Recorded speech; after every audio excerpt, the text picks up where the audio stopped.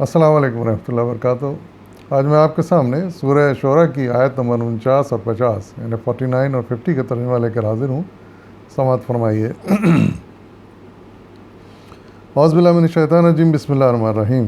اللہ زمین اور آسمانوں کی بادشاہی کا مالک ہے، جو کچھ چاہتا ہے پیدا کرتا ہے، جسے چاہتا ہے لڑکیاں دیتا ہے، جسے چاہتا ہے لڑکے دیتا ہے، جسے چاہتا ہے لڑکے اور لڑکیاں ملا جلا کر دیتا ہے، اور جسے چاہتا ہے بانجھ کر دیتا ہے۔ وہ سب کچھ جانتا اور ہر چیز پر قادر ہے۔ صدق اللہ العظیم۔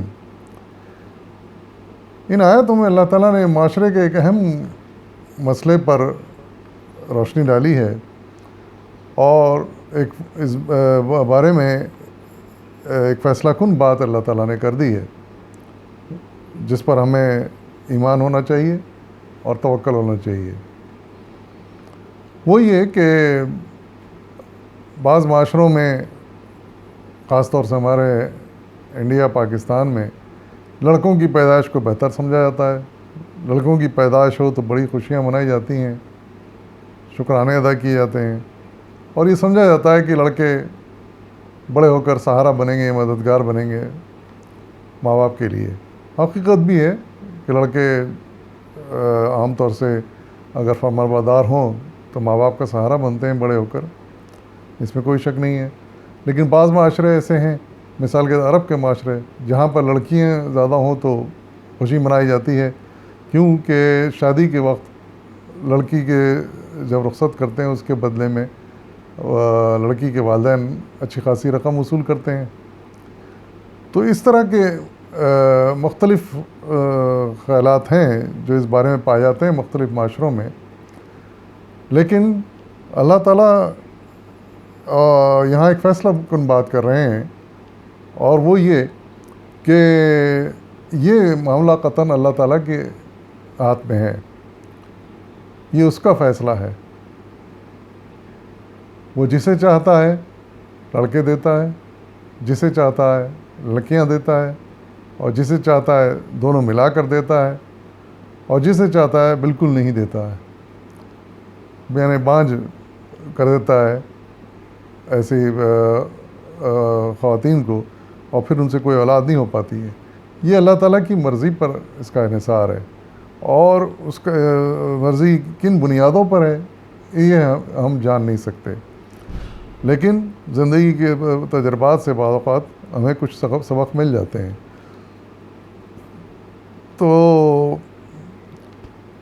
اس معاملے میں بالکل یہ طے ہے کہ انسان کا آج تک بھی اس بات پہ انسان قدرت حاصل نہیں کر سکا کہ وہ اپنی مرضی کی اولاد پیدا کرے۔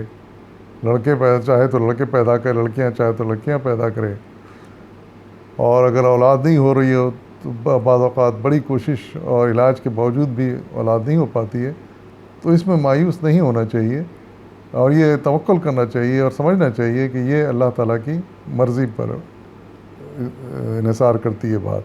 100% وہ جس کو چاہتا ہے جیسے چاہتا ہے اولاد دیتا ہے، اور جو بھی اولاد دے اس پر اللہ تعالیٰ کا شکر ادا کرنا چاہیے، اور بس دعا یہ کرنی چاہیے کہ وہ اولاد لائق ہو، سمجھدار ہو، اور آگے چل کے ماں باپ کی فرما بردار نکلے۔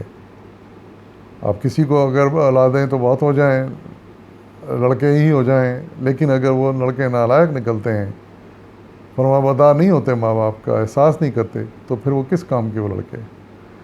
لیکن اگر لڑکیاں ہوں اور وہ ماں باپ کا خیال بھی کرتی ہوں اور ان کی فرما بردار ہوں اور زندگی بھر ان کا خیال رکھیں، تو پھر ایسی لڑکیوں کے لیے تو انسان جتنا شکر ادا کرے کم ہے، اور یقیناً پھر یہ اللہ تعالیٰ کی دین ہوتی ہے، اور انسان شکر ادا کرتا ہے کہ اللہ تعالیٰ نے فرما بردار اور لائق بیٹیاں دیں جو زندگی بھر ان کے کام آتی ہیں، والدین کے سہارا بنتی ہیں۔